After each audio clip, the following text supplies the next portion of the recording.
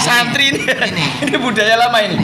Ini sering dipelesetkan orang-orang. Kalau orang sholat, irka'u marrokiin, rukulah bersama orang-orang yang rokok itu sholat. Tapi sampean arahnya beda. Kalau ada kopi ini kan bukan rukuk itu. Ya, Masya Allah. Nah, untuk ini, teman-teman. Tapi kan beliau tadi menyatakan di ruang beliau.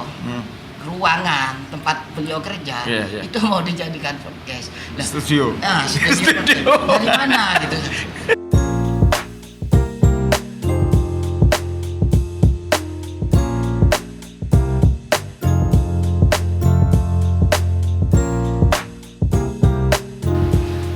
Assalamualaikum warahmatullahi wabarakatuh. Sahabat religi, ketemu kali ini di bulan Oktober sangat spesial. Dalam menyambut hari santri nasional. Alhamdulillah kali ini kita ditemani dan dihadiri oleh Kasih PD Pontren Kantor Kementerian Agama Kabupaten Probolinggo. Saya sih manggilnya Kak Haji Ansori. Kami berteman sejak lama sekali. Dulu kita sama-sama di Penyuluh. Kita sampaikan selamat datang di podcast KUA Pajarakan. Terima kasih atas kehadirannya. Monggo bisa memperkenalkan diri dulu, pemirsa perlu kenal dengan Anda. Monggo. Assalamualaikum warahmatullahi wabarakatuh. Selamat sore para pemirsa, para pecinta dakwah dimanapun berada. Mohon izin Bapak Kepala Kantor Kementerian Agama Kabupaten Probolinggo, yang mulia Dr. Kiai Haji Samsur SAG PDI, Kasubag, juga wabil khusus Kepala Seksi Bimas Islam Mas Imam Nur Fajri, yang mana beliau telah eksis bersama teman-teman di KUA, Kepala KUA Pajarakan, yang mulia rekan sahabat semua ASN yang ada di sini, utamanya para penyuluh agama yang intent memberikan dakwah di Kabupaten Probolinggo, tim Poskes yang berbahagia. Ini kan di Oktober, kita tahu hari ini kita menyambut Hari Santri Nasional. Kita hari ini sudah berapa tahun ya HSN ini diperingati di Indonesia ini? Lumayan lama, jadi sudah lebih 5 tahun ya? Sudah 10 tahun. Sudah 10 tahun? Ya, sejak 2015. Oh, 2015. Ya, 10 tahun hari ini. Masya Allah, ini Hari Santri Nasional yang ke-10. Iya. Alhamdulillah. Sebelumnya di kesempatan ini kita ingin menyampaikan bela sungkawa dan keprihatinan kita yang menimpa saudara-saudara kita di Pondok Pesantren Al-Khazini Buduran Sidoarjo. Kami semua keluarga Kantor Kementerian Agama, khususnya dari KUA Pajarakan, menyampaikan kesedihan kami, bela sungkawa kami. Semoga ini yang terakhir agar tidak terjadi di pesantren-pesantren lain. Insya Allah kita doakan kepada korban yang meninggal, semoga diampuni dosanya, diterima amal ibadahnya, dan saya yakin ini syahid ya Kak Ci, meninggal saat thalabul ilmi, saat menuntut ilmu. Masya Allah, santri-santri dan keluarga yang ditinggalkan, atau juga hari ini yang masih dalam pencarian ya, masih ada beberapa korban yang masih terjebak di dalam runtuhan gedung yang ambruk. Insya Allah semoga ini menjadi pelajaran bagi kita semua. Baik, kita akan bicara tentang santri hari ini. Kalau kita bicara santri dulu mungkin akan sangat berbeda, karena tantangan pada hari ini era digital, di mana dakwah santri tidak melulu harus berhadapan dengan audien secara langsung di pengajian-pengajian atau di majelis taklim atau di pondok-pondok pesantren, tetapi hari ini jangkauannya itu harus lebih luas. Bagaimana kita bisa ikut mewarnai dunia maya yang hari ini juga diisi dengan berbagai macam yang positif dan negatif. Bagaimana kita bisa mendominasi hal itu sebagai santri? Kalau kita tahu Pak Kasih ini juga santri ya. Dulu nyantrinya di mana? Di Pondok Pesantren Ummul Qura, kemudian dilanjutkan ke Ummul Qura ini mana? Bantaran, Bantaran. Oh. dan Pondok Pesantren Nurul Jadid, Paiton, dan dilanjutkan di Situgiri. Masya Walaupun hanya Allah. sebentar. Saya tadi update kaget, saya kira Ummul Qura di di Mekah. Baik, bagaimana dengan di era digital peran santri itu sendiri agar ikut juga mewarnai? Ini pertama turut berbelasungkawa seperti yang jenengan sampaikan bahwa kejadian runtuhan pondok pesantren yang ada di Sidoarjo, Pondok Pesantren Al Husini, atas nama kantor Kementerian Agama Kabupaten Probolinggo, turut berbelasungkawa, berduka cita yang sangat dalam kepada keluarga pengasuh. Mudah-mudahan bisa diberikan kesabaran menjalani ujian besar ini. Namun insya Allah dengan keikhlasan beliau di dalam membimbing, karena tidak sedikit tokoh-tokoh nasional yang lahir dari pesantren tersebut. Kemudian untuk para keluarga korban, mohon bersabar, dan insya Allah putra putri jenengan yang jadi korban syahid karena dalam ranah mencari ilmu, sebagaimana yang sering kita dengar, man salaka tariqan ilal ilmi salakallah tariqan ilal jannah. Saya yakin itu. Amin, amin. Karena dalam ranah mencari ilmu, menuntut ilmu, maka surga adalah balasan yang setimpal bagi mereka. Amin, amin, amin. Menyikapi amin. perkembangan di era digital seperti saat ini, bagaimana perkembangan santri, apa beda santri sekarang dengan dulu? Yang nama konteks kesantrian insya Allah dari dulu hingga saat ini sama. Tidak ada yang berbeda. Tidak pernah berbeda. Yang beda adalah zamannya, eranya di mana kita hidup, dan disinilah perkembangan zaman tentu harus mampu ditaklukkan. Bukan kita takluk kepada zaman itu sendiri, tapi kita harus mampu memanage zaman sehingga kita mau melaksanakan hal-hal yang berdampak positif di dalam ranah mengembangkan kesantrian itu sendiri, di mana santri itu tidak cukup dengan intelektualitas, dengan keilmuan, baik itu tafaqquh fiddin, tetapi juga harus mampu beradaptasi dengan lingkungan, bagaimana dia mau berkolaborasi dengan lintas sektoral, dengan lintas pesantren, dengan lintas generasi, bahkan dengan publik, baik itu secara virtual ataupun Zoom meeting. Di era AI, di era digital, tentu kita harus mampu mempresentasikan, menggunakan, mengaplikasikan keilmuan yang kita peroleh para santri di lingkungan pesantren, di madrasah, mulai dari TPQ, Madrasah Diniyah, pondok pesantren, mungkin PKPPS, program kesetaraan pada pondok pesantren Salafiyah, di SPM, Satuan Pendidikan Muadalah, di pendidikan diniyah formal ataupun PDF, ataupun pesantren umum, ataupun di luar pesantren yang notabene ada madrasah RA, MI, MTS dan MA yang keilmuan dan studi pembelajaran insya Allah tidak jauh beda dengan pesantren.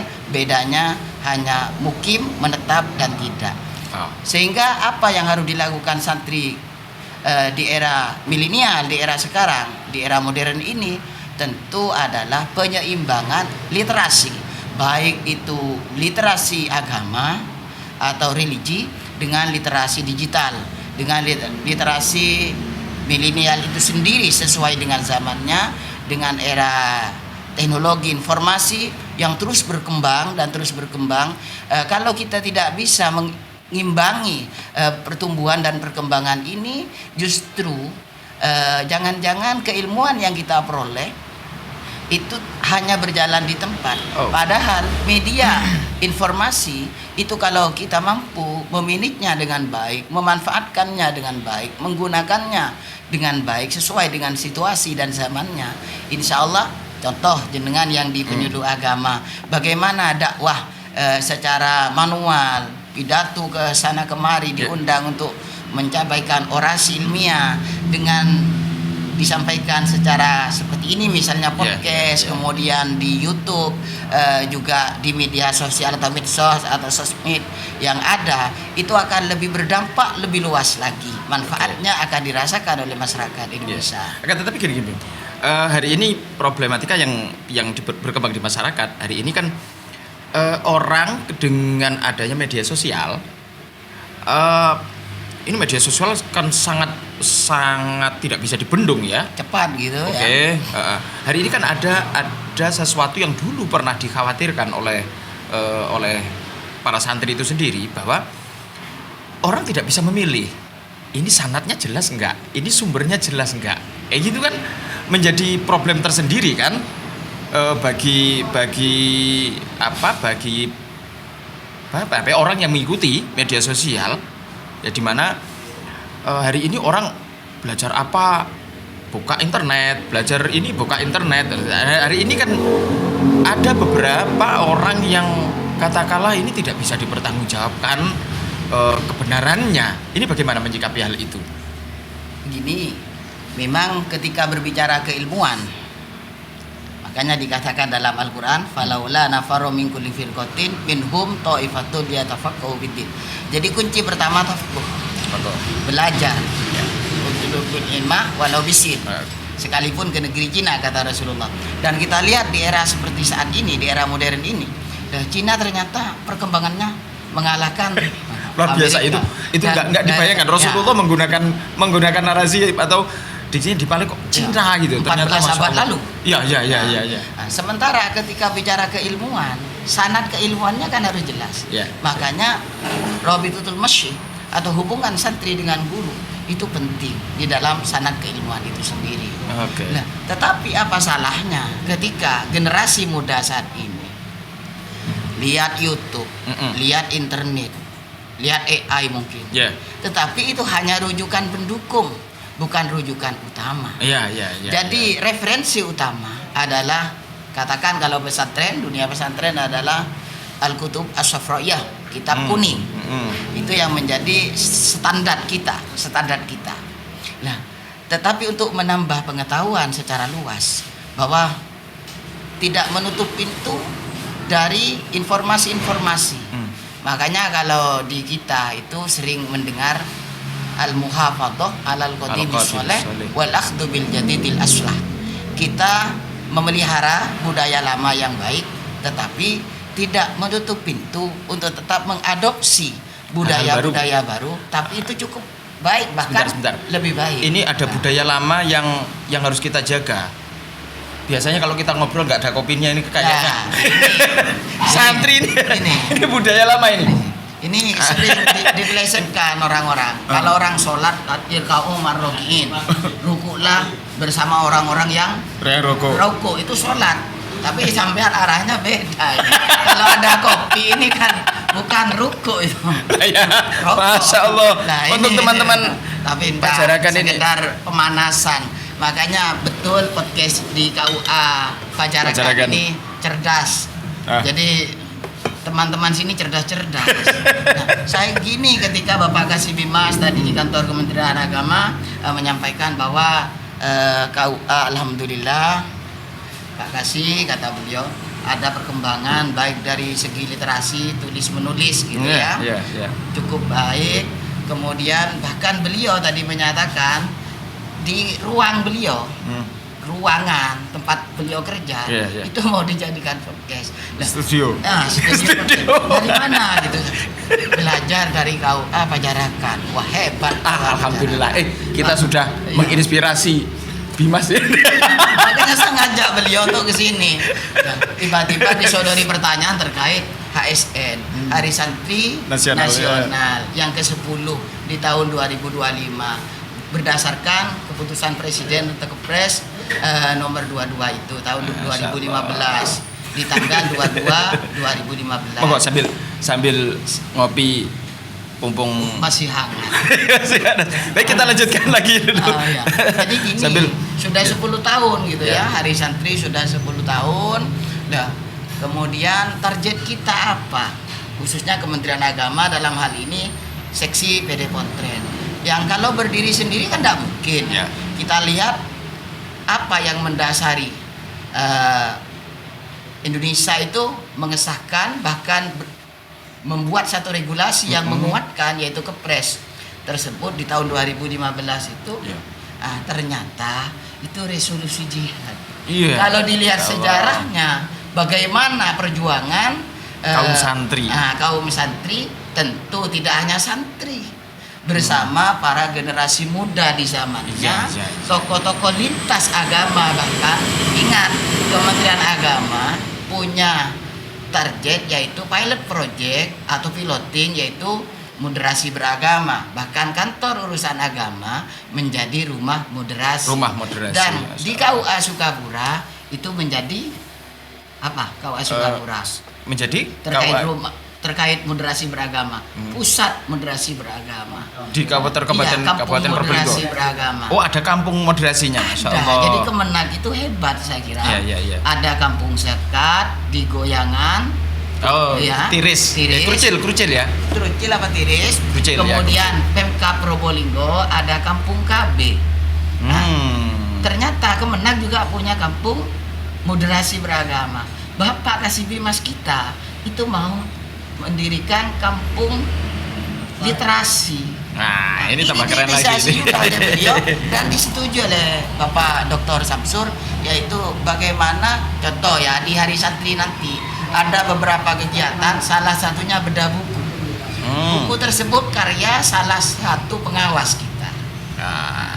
Pengawas di bawah Pokjawas, kalau KUA di bawah APRI, kalau penyuluh di bawah IPARI, kalau jenengan dulu FKPAI. Sebelum IPARI ada Pokjalu namanya Pokjalu. Jadi ini betul-betul sungguh-sungguh di dalam bagaimana mengelola kelembagaan masyarakat di Kabupaten Probolinggo ini, kontribusi Kementerian Agama terhadap pemerintah daerah tentu tidak bisa lepas dengan pemerintah daerah. Contoh berbicara moderasi, tidak bisa lepas dari Forum Kerukunan Umat Beragama FKUB. Di Kemenag ada Kasubag TU itu membawai Forum Kerukunan Umat Beragama itu, Sekjen masuk di sini. Maka sinergi dengan pemerintah daerah yang punya FKUB dengan lembaga-lembaga terkait yang lainnya, maka Kementerian Agama di sini posisinya. Sinergi lintas sektoral, koordinasi lintas sektoral, target utama adalah menjadikan Probolinggo kondusif, aman, damai dan nyaman. Ini loh, jadi kalau sudah yang nangani kaum santri, para santri itu gini nih, bisa berhubungan, mengaitkan satu sama lain. Karena dulu di santri itu kan nggak ada jurusan tertentu, nggak ada satu fun tertentu yang harus dikuasai itu, tapi semua fun kalau di pesantren itu kan semua dipelajari semua dan ternyata kompleks sekali, Masya Allah. Nah, itu bagaimana dengan hal ini kalau kita bicara di era sekarang ya? Ini sebenarnya kan tidak semua santri atau para alim ulama, kalau oleh ulama itu biasanya tetap menganggap dirinya santri ya, atau menyebut dirinya santri, karena santri itu kan nggak ada putusnya, beda kalau sama siswa ya. Nah, tidak mengerti tentang dunia digital, tidak mengerti tentang media sosial, tetapi orang-orang di sekitarnya mampu memanfaatkan. Seperti kita tahu, saya pernah dengar cerita seperti kayak Bahuddin Gus Baha itu kan bahkan nggak punya Android gitu deh.